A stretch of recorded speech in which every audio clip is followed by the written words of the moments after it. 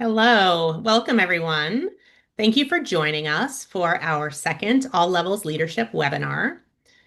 Today, Lauren and I are going to be discussing civil discourse, specifically from chaos to conversation, and how we can bring back civil discourse to our world.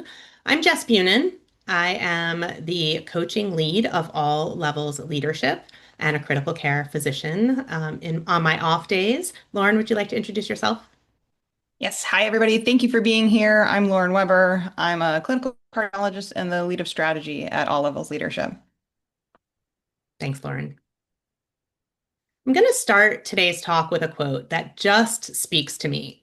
So, I mentioned a second ago that I am now a practicing intensivist, but my first job in the medical world was as a psychiatrist. And this quote just speaks to that life. So, Abraham Lincoln said, "I don't like that man. I must get to know him better." And I found that when I had a patient that I couldn't connect with, or I had a struggle understanding something about them, the more time I spent with them, the more curious I got, the more I tried to understand who they are and where they came from, the more I could understand them and look forward to every time I got to work with them. And it really did change the relationship. So this really speaks to me because we often think, wow, I don't like that guy. I don't want to ever see him again. But maybe that's not the right way to approach this.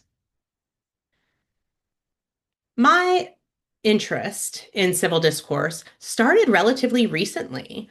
A couple years ago, I ran into a student conflict when I was functioning as the Associate Dean of Diversity, Equity, and Inclusion at a medical school. I was pulled into a student conflict. What I learned was that two of our student interest groups, the Christian student group and the LGBTQ student group, wouldn't speak to each other. Even in professional settings, wouldn't speak to each other. I handled this problem like I handled most problems. I dove into the literature. And as I started doing so, I realized this isn't a problem for our school. This is a very widespread problem of a conflict between Christians and gays. And this book, Torn, is actually about an evangelical Christian man who, at 15 years old, realizes that he's gay and what that means for the rest of his life. He has actually, since writing this book, started a whole foundation to try to make reparations between these two communities. So I listened to all of his books that I could find. I started diving more into the conflict. I was watching the students in various scenarios. I was talking to people who weren't involved with either interest group. And I couldn't really figure out what to do about it or how to solve the problem. But I knew that it wasn't okay. It wasn't okay in the classroom setting, and it certainly wasn't going to be okay long term in healthcare. So, after trying to solve this problem in numerous ways on my own, I took it to a dean's staff meeting. And I was blaming the students. These students learned behind a screen during COVID and didn't learn how to communicate with each other. And really quickly, everyone challenged me on that. And they said, Jess, this isn't really about our students not being good at communicating. We are not good at communicating cross difference. We are not doing a good job of role modeling this for them. We are struggling with civilian military population conflict. We're struggling with student faculty conflict. We're struggling with political difference conflict. And this started us all searching for a solution. So we instituted some civil discourse education at our institution. And what I'm going to share with you is what we came up with. Couldn't find a great program out there that was doing this well and really applied to our community. So we created this, which I think has been helpful really for various communities, and I hope that you'll find it helpful today. So our objectives are to describe the value as well as the difficulty of civil discourse. We're going to talk about the pillars of civil discourse and what it takes to make it work. And really importantly, I'm going to give you a whole framework for how to think about civil discourse from beginning to end so that we can do this more successfully. But I want to start with a moment of asking you to reflect. I'd love you to think about a time recently when you had a conversation that was important to you with a family member, with a colleague, with a friend, and it just didn't go well. Like you take a moment and reflect on what were some of the challenges that kept that from going well. It's going to give you a few minutes to think about it. few moments to think about it.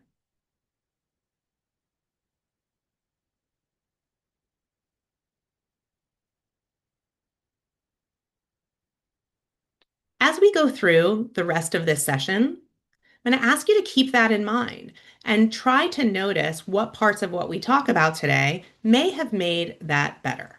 So keep the story in mind. We'll be back to it. In order for us to discuss civil discourse, I think we need to be really clear on what it is. So, civil discourse is communicating with respect and understanding, even when it's across significant difference and even when it's in very difficult topics. And it's really required if we're going to have mutual respect and collaboration. It requires mindfulness, active listening, the ability to critically think about our own interests and the interests of others, and it requires open communication. Sometimes I think it's easier to define something by what it's not. And really importantly, civil discourse is not debate. In our intellectual circles or in our communities, whether it's a coaching community or a medical community, we often get well trained in debate. We know how to find the articles to support our position and to go into a conversation and have a knockdown drag out until someone wins the argument or convinces the other person that's their right. But that is not what civil discourse is. That is what debate is. In civil discourse, we want to go into a conversation and just hear someone else's perspective and leave with a wider lens on the world or on that specific situation, or maybe even on just that person. So it's not debate. It's not trying to convince anyone. But I think it's also important to point out that it's not just being politically correct or being overly polite or walking on eggshells to make sure you say the right thing. That doesn't widen our lens on the world or help us understand each other better. That's decorum. And decorum is not the same as civility. So, why are we talking about civil discourse? For many reasons, but here's two that I think are very important. 93% of the US population believe that incivility is currently a problem. And this, I want to point out, is actually from 2019 data. This has actually gotten worse since the pandemic and since more of our political divides have gotten more heated. Additionally, 64% of the US believe that trust is eroding in all of the significant professions, whether we're talking about medicine or law or business or sales, any in tech, all of these areas, trust is eroding. There's actually one population where trust is not eroding. So if I have any nurses on the line today, congratulations. Trust is not eroding in nurses. But otherwise, across the board, it really is. I think civil discourse is our solution to this, right? Social media, partisan news outlets have made this increasingly difficult. Even if we were starting to connect more, we were diverted by COVID and we were talking behind screens, and we have all these societal divisions. But civil discourse can allow us to make progress on some of the issues that matter most in our communities and in our workplaces. In healthcare, there's many benefits to civil discourse. It fosters mutual respect. It enhances the science and innovation. It allows for better patient care by promoting collaboration, both interdisciplinary, multi-professionally, sort of across the board. When people can communicate and really hear each other effectively, they work better together and they take better care of their patients. Also, when we're trying to educate our healthcare professionals, we have better learning climates when civil discourse is conducted among professionals. We really think this should be pretty easy in healthcare. All of us are trained in logical reasoning. We value facts. We want to know the truth of issues, and we want to understand the things that may shift us. We believe in hypothesizing and proving ourselves right or wrong and being able to change that. And additionally, we have a lot in common, right? Our education is often similar. Our DNA is 99.7% the same. We really should be good at this. So I'd love to hear from folks. You can just unmute or you can put it in the chat if that's easier. But why aren't we? Why is civil discourse difficult for us? And again, you can feel free to unmute yourself. Yeah, ego for sure. For sure. We've put a lot of work into our brains and we like to think they're really big and we know the right answer. So ego definitely contributes. Other thoughts? Fear of conflict. Absolutely. And beyond the fear of conflict itself, moving on to what are going to be the consequences of that conflict? Am I going to be ostracized from my comrades at work? Am I going to feel like I am setting myself up to not get the next promotion or not advance? So the fear of the conflict is part of it, but then that springs into many other issues beyond that. Yeah, medical training from day one rewards being right. On rounds, if we don't have the correct answer on day one of our first day of clinical training in medical school, we're told in front of everyone, often loudly and shamed to some degree, because we're not right. So we think that we have to learn one right answer, and then we have to dive into that and fight for it. And so again, we shift into that debate, I'm right mentality, instead of having an open mind and listening to what others have to say. Any other thoughts on why civil discourse is hard?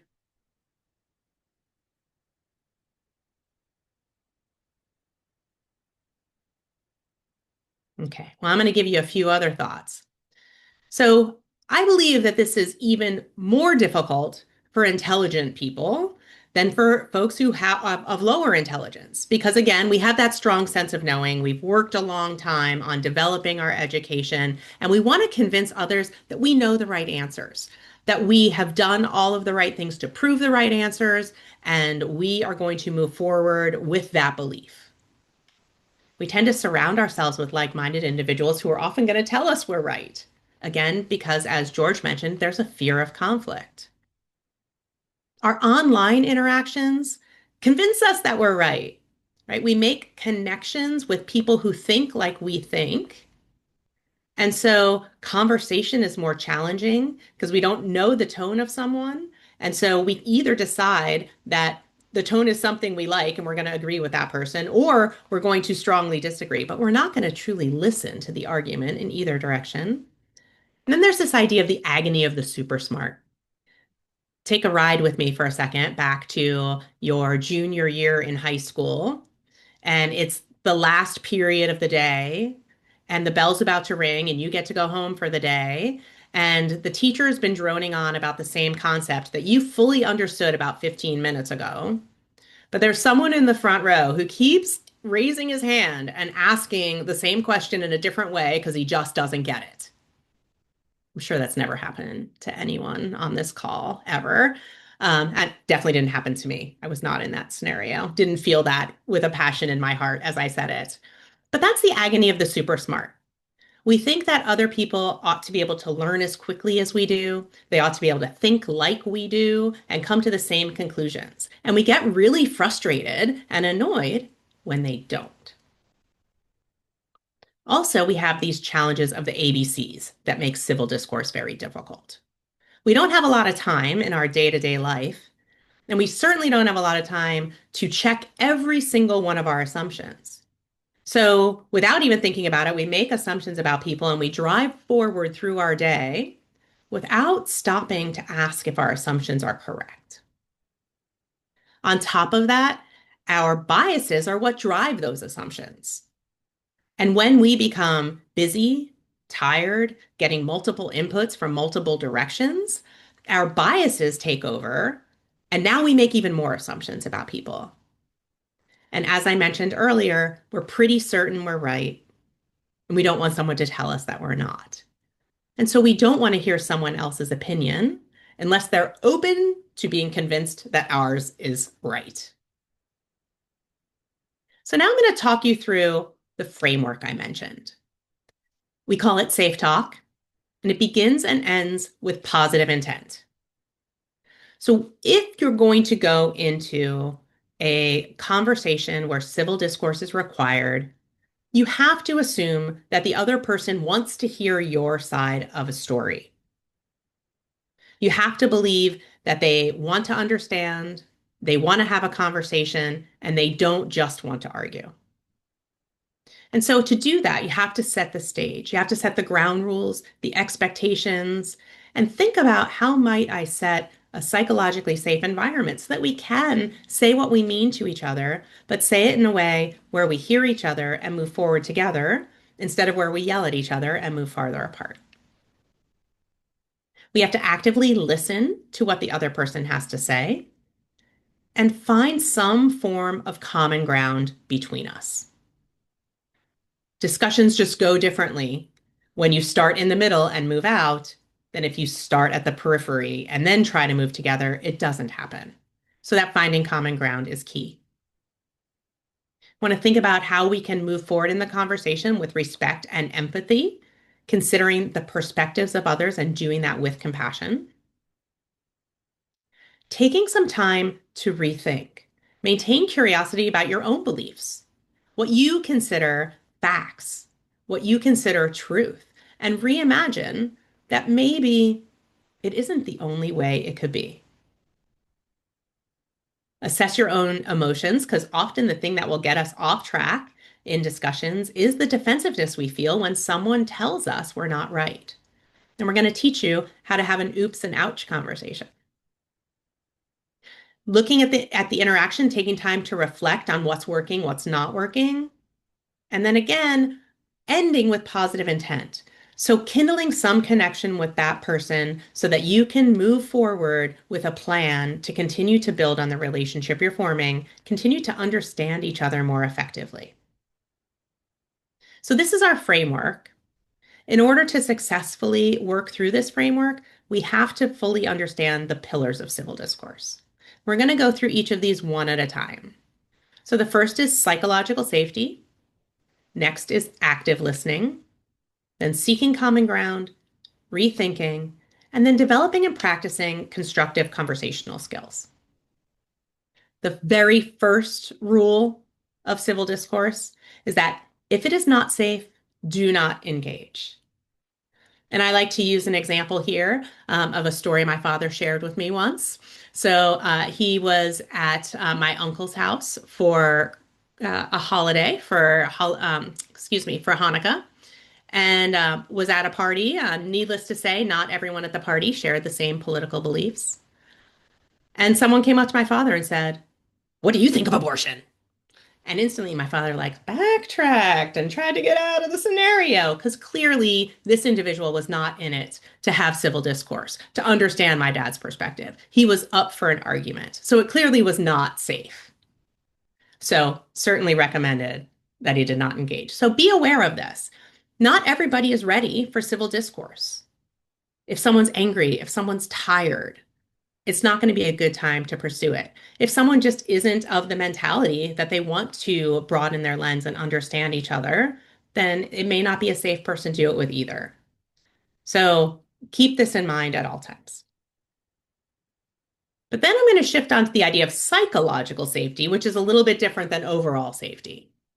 Psychological safety is specifically the willingness to take interpersonal risks without having a fear of what that's going to do to you, what it's going to do to your self-image, what it's going to do to your status, what it's going to do to your career.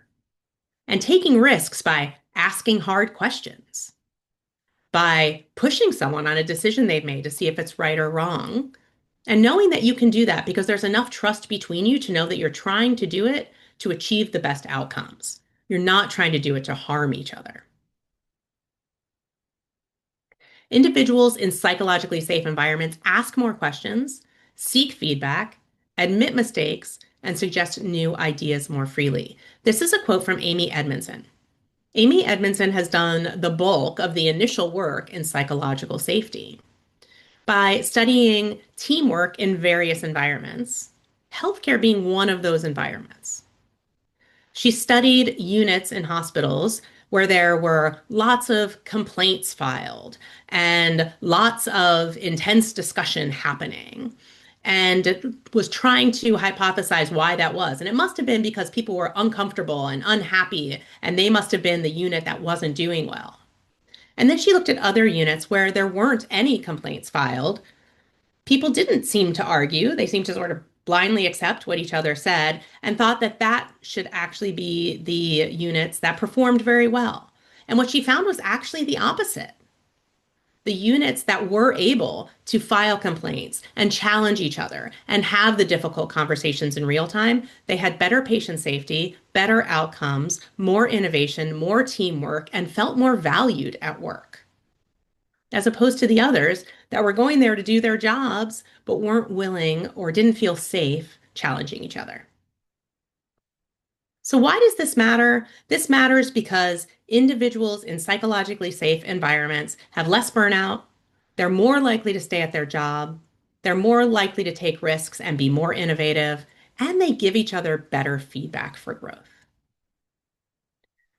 So, just like we mentioned up front, decorum is not the same as civility. Psychological safety is not the same as comfort. That's often a false distinction that's made, right? They think that if someone's psychologically safe, it must be like everyone's walking on eggshells and just trying to be kind to each other and has this overall comfortable tone to it. But that's not actually true. Psychologically safe environments can actually be very uncomfortable, particularly for leaders. Imagine you're a leader and anyone in your unit feels comfortable challenging a decision you've made. That can actually be really uncomfortable. But what that tells you is that your employees trust you, they want to make the unit more successful, and they want to move forward together as a team. So it's far more important, I think, than having comfort. So, how do we go about doing this? How do we create a psychologically safe environment? There's three steps. The first is to set the stage, which is really what we're doing here today, to understand what psychological safety is, to understand why it's important, and so that we all have a shared framework that we can move forward with together. Then we need to invite everyone's participation, not just the leaders, not just folks with titles, but everyone has to have situational and intellectual humility. Have to understand that maybe they don't have the best solution. Even if you're the leader of the unit, there may be others that have far better insights and more experience that may be able to help you to make a better decision. And we have to bring all of those people together for team-based learning and create systems that allow us to do that. And then the third step of this is actually what I think is most important, but to respond productively when someone does challenge you. Genuinely express appreciation for feedback when someone's giving you feedback, even if it hurt and made you feel uncomfortable when they said it. The fact that they gave you feedback shows that they trust you and care and want things to improve. I like to say feedback is love. Listen thoughtfully when you do get feedback and try to normalize mistakes and failures by admitting and pointing out your own mistakes and failures so that others feel comfortable doing it, so that everyone can learn from the mistakes of others instead of everyone making the same mistakes moving forward. So, Lauren, I'd like to take a second to ask you, which of these resonates with you the most, or which of these do you feel like you need to work on the most? I love all of these, but I really resonate with the expressing appreciation for feedback and trying to take a deep breath and not react defensively. I think you do this so well. You've been a great mirror for me, and I'm always working on it. Yeah. Yeah, I want to really normalize that for you. It's not that I don't feel defensive when I get feedback, but I've learned how important it is to say when someone gives me, constructive feedback or negative feedback to say, wow, thanks for pointing that out. And that just gives me a second to calm down and put it all in perspective so that I can hear them better. So that's a great one. Thanks for sharing that. And with that, I'm actually going to turn it over to you to start talking about our step two, which is active listening. Yeah. So our second pillar is active listening. And I think active listening is probably one of the most elusive skills. I mean, we know what it feels like when somebody's truly listening to us, what Julian Treasure here says, like they're listening to create understanding. I would wager a guess that most of us do not have that experience in a lot of the conversations that we're talking in, though, right? We feel maybe like the person's listening and they're waiting to reply, as you see here. Maybe we do this ourselves. I know certainly I do that. But when we're waiting to reply and listening for understanding, they have difficulty sharing the same space. And so I really like this quote by Will Rogers, which says, never miss a good chance to shut up. Every once in a while, I'll add an expletive in there for me just for emphasis. Now, I don't want to be too hard on us. I think there's a lot of reasons as to why active listening has gotten hard. And again, Julian Treasure here says, are we losing our listening? I think we might be. And I'm going to blame technology for this at least a little bit. I think it's less important now as we are walking around with the world's knowledge in our pocket. It's actually just less important. We have less opportunity to learn from each other, to ask somebody a question and really sit and listen. I wonder if there's anybody on the line here who walks into work wearing headphones or potentially walks into work wearing noise canceling headphones. I know I am this way. And then I have a couple of people that I know who really don't want to talk if we can text message. And so what ends up happening is something that Jess mentioned earlier is our interactions become very curated in a way. We end up becoming echo chambers for ourselves or with a small group of people. We end up losing our connectedness, and in that, our ability to empathize. Okay, so I am going to read you a story. We're going to do a little exercise of maybe what this feels and looks like in real life. I would love if at the end you unmute because I am going to ask you a couple of questions. So I'll read you this story, and the thing I want you to kind of clue in is what is the detail or a detail that stuck with you? Yesterday, I had a check-in with my project manager who's been leading a high visibility rollout. He started by saying, I'm honestly not sure where we're going to hit our deadline. I've flagged the risks, but I feel like I'm getting mixed signals about whether to push forward or pause. Just as he said that, my phone buzzed, 3 messages in a row, but I tried to ignore it and stay focused. He went on, we've got stakeholders waiting on updates, and the client is expecting a demo next week. I just don't want to make the wrong call. While I was talking, I caught myself wondering whether I'd properly reviewed the most recent budget report. I nodded along, but in the back of my mind, I was replaying yesterday's finance meeting. He closed by saying, I need clarity from you. I don't want to come across like I'm second guessing leadership. I remember thinking, wow, there's a lot he's not saying out loud. So, what do you guys think? What were some internal distractors for the listener, and what were some external distractors? You can put that in the chat or unmute.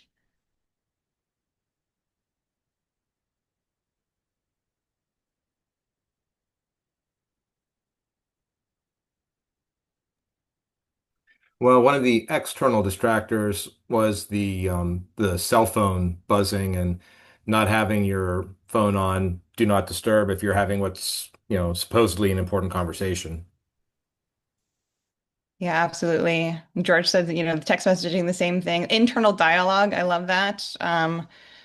Every time I read this story, I'm kind of like, oh, this is like a day in the life for me sometimes. And so, again, I said, I think this one is one of the more elusive pillars of civil discourse. And so if you're sort of trying to figure out where should I start, I'm gonna leave you with two things. One is a challenge and one is a tip. So for me, one of my biggest distractors is certainly my phone. And even when I'm not carrying my phone, it's like right here with me. And so my challenge to you is if you're talking with somebody and your phone goes off, don't look at it. I promise you, the message will be there when you get around to it. And then the tip I'm going to give you is try to identify the emotion that the person you're talking to with is having. This is called labeling. So you can do that internally, just in your head, or externally. That might look like you seem really frustrated, or it sounds like this really excites you.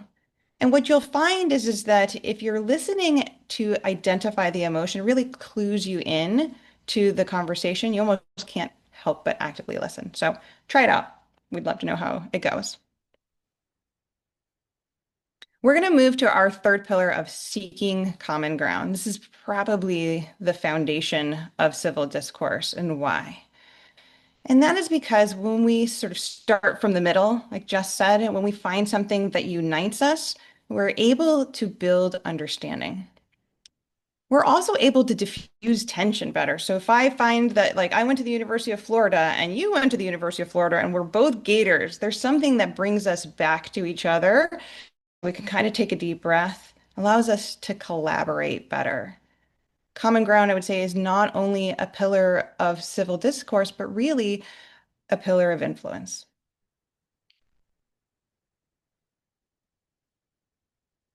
So, how can we find common ground? Is it even possible? I would say the media today has us feeling really like there's black and white and there's no shades of gray anywhere. If you are pro gun control and regulation, then you're anti the Second Amendment.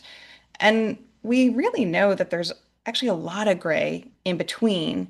And if we start a conversation about, let's say, gun control, maybe about safety, that conversation may take on a whole different feel.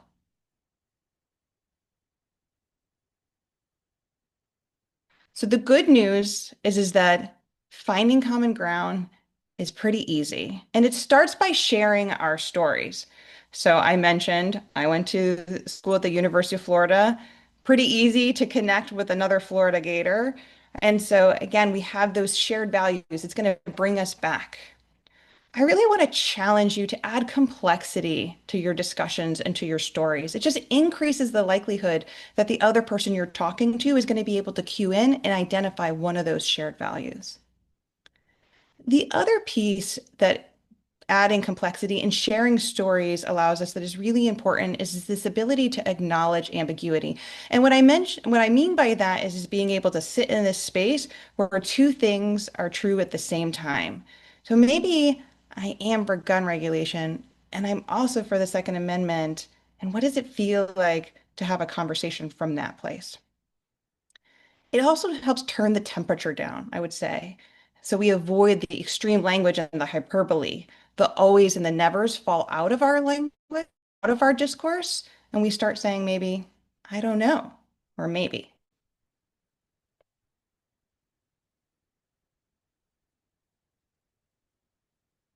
So that leads us well into our fourth pillar, which is rethinking. And I don't know that I have a favorite pillar, but if I did, rethinking would be way up there. So in medicine, we talk a lot about growth mindset, right? The ability and the openness to learn new things. And I wish we were talking at least as much as we talk about growth mindset as rethinking, which is reconsidering or re-examining our thoughts, our beliefs, our assumptions, being open to change our mindset and our perspective. We actually are expected to do this in clinical medicine, although somewhat begrudgingly, right? When clinical guidelines get updated, we're supposed to change our clinical practice. There might be a little bit of a lag there, but that is something we know how to do. And if we're willing to re-examine something and come at it from a different angle, we can really grow and evolve our ideas into new understandings. Should be easy, right? Like you heard Jess say, we're all very logical thinkers, we're lifelong learners. There's lots of reasons why rethinking is hard, and I'm listed just a couple of ones here that I think are worth mentioning. So identity foreclosure. The example I like to give for identity foreclosure is when I ask my son Alexander what he wants to be when he grows up, and he tells me he wants to be a pilot.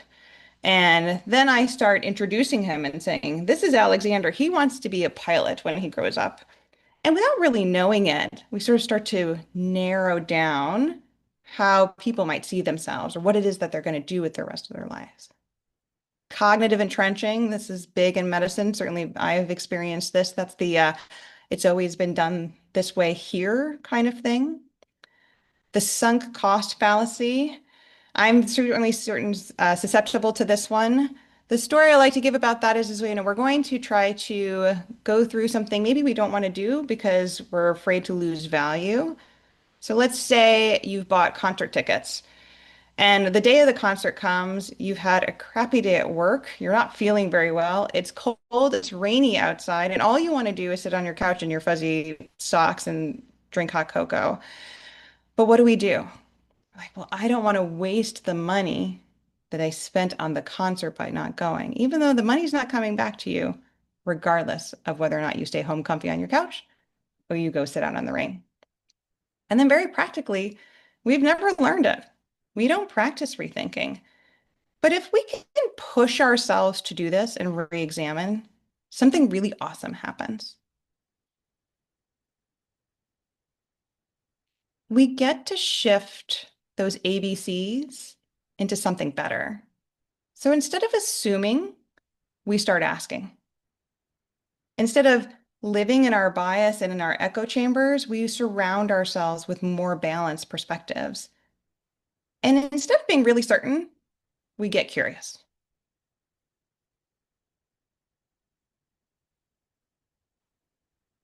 Okay.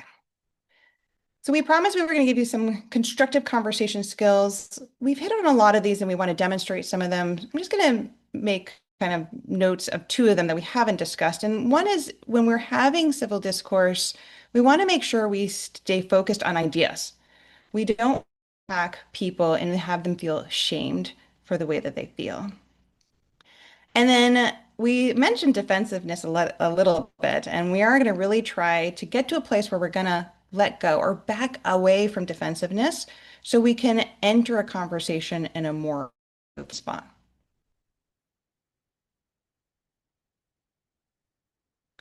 So Jess and I are going to demonstrate two techniques that we like to use to help us with defensiveness because I'm not perfect and I know it's going to happen. So it's helpful for me to have some tools in my toolkit when somebody says something that's a little bit hurtful. And the first one I'm going to talk about is calling in versus calling out. So if somebody says something that just rubs you the wrong way, we really want to try to call that person into a conversation, engage in conversation, identify the issue and concern, discuss maybe how we would have liked to have seen that, what progress looks like. Importantly, calling somebody into a conversation preserves confidence in you and it preserves the relationship. As opposed to, I think what happens a lot is where we call somebody out, we react defensively, we disrupt the conversation, we maybe embarrass or shame the person talking to us, and that can really negatively impact the relationship. So Jess and I are going to just demonstrate for you what this looks like. And the first one we're going to do, this is going to be a calling out, and then we'll demonstrate calling in. Jess, I am feeling so stressed. My son is really struggling with his ADHD at school. My husband went on vacation. I'm not sure what to do, if it's even the right thing. I think it'll probably be all right. I mean, aren't we all a little bit ADHD when it comes down to it? Maybe he just needs to try a little harder. Jess, you clearly do not understand ADHD. It's not an effort thing. I can't even believe you would say that. I never mind. Oh, okay. Sorry. Okay. So clearly a sensitive topic for me, of course, but I didn't do anybody any favors by my reaction. I maybe made Jess feel like she doesn't want to talk to me about this topic ever again. And I I'm didn't really actually not going to talk to you about anything related to your family ever again. right. And I didn't actually advocate for people with ADHD either. So let's see what that might look like if we were calling somebody in. So, Jess, I'm so stressed. My son is struggling with his ADHD. My husband wants to increase his medications. I just don't know if it's the right thing to do. I think it'll probably be all right. I mean, aren't we all a little ADHD? Maybe he just needs to try a little harder. You know, Jess, I understand why you might feel that way. I think a lot of people identify with ADHD, but it's really more than effort. For people like my son, they have a true disability and they need support. I'm worried I'm just not going to be able to support him in that way. I guess never really thought about it that way. I think like people get distracted. I was sort of thinking about it that way. Maybe you could tell me more about what it's like. Yeah, I would love to. So Same words, same reaction, that I got from Jess in terms of my initial intro, but how I responded really led to a bridge where we can have a conversation about something that's important to me.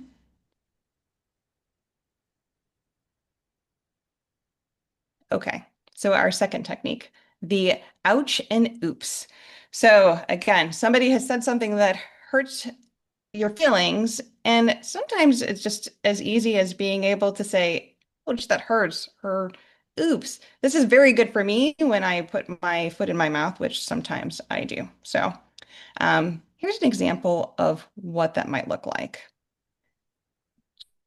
Somebody told me that you were in the army.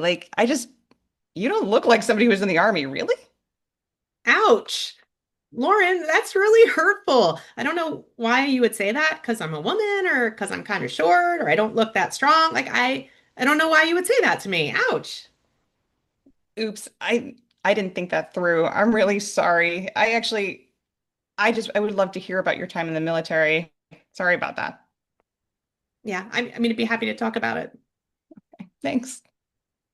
So, ouch gives people a little bit of a pause. Ooh, maybe I put my foot in my mouth and oops, just an immediate apology, which is great. Okay. So going back to our framework, we've talked about a lot of skills. We're going to put this all together. So remember, our framework is safe talk. We're not going to engage if it's not safe. But if it is, we're going to set the stage. We're going to assume positive intent. We're really going to challenge ourselves to be able to challenge the people around us. We're going to enter those conversations being active listeners, ignoring the outside distractors, maybe really trying to sort of focus in on what the person we're talking to is feeling.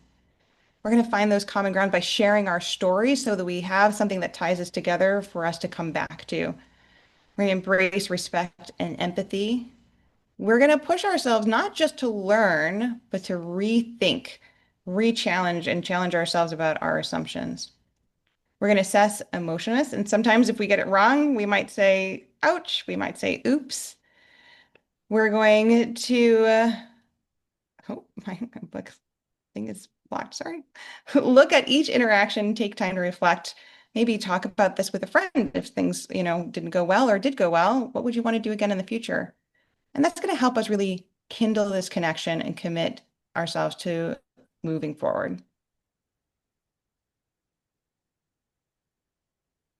Okay.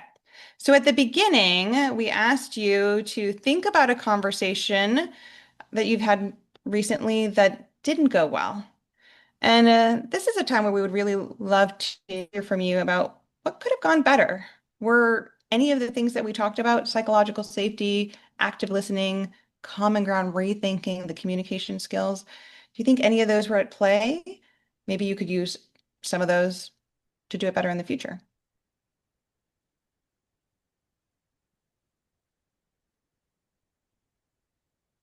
And feel free to use the chat if that's easier.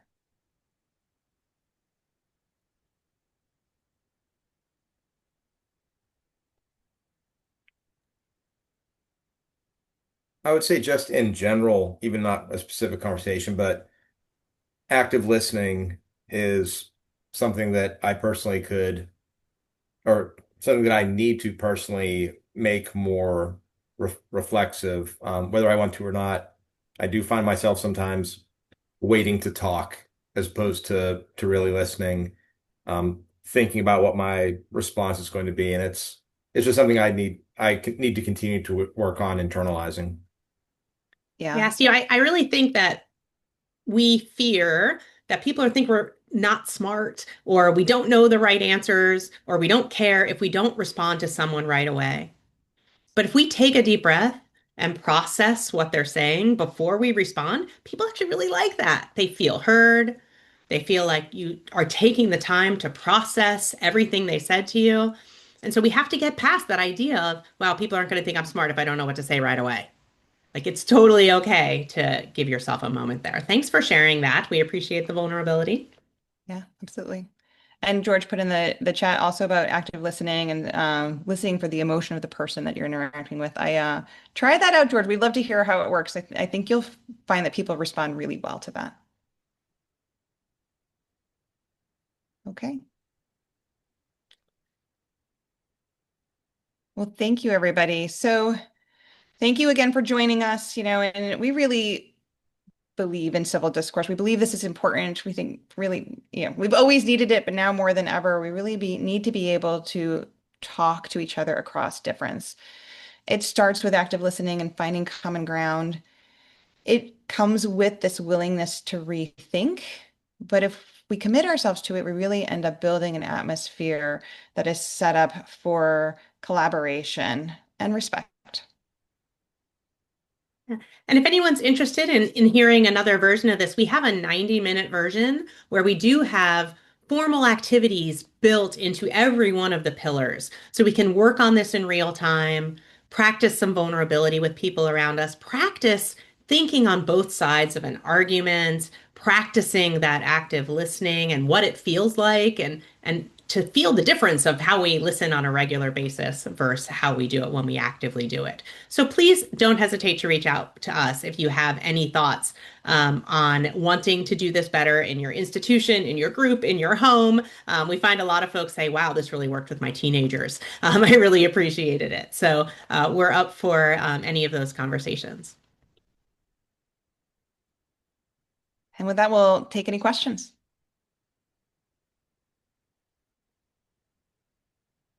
Thanks, George. We agree. We love the 90-minute session. It's really helpful to be able to carve out some time and practice some of these skills.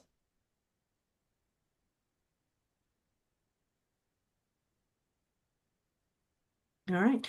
Maybe we can stop recording in case folks might like to ask us some questions offline. We are happy to take any thoughts or questions.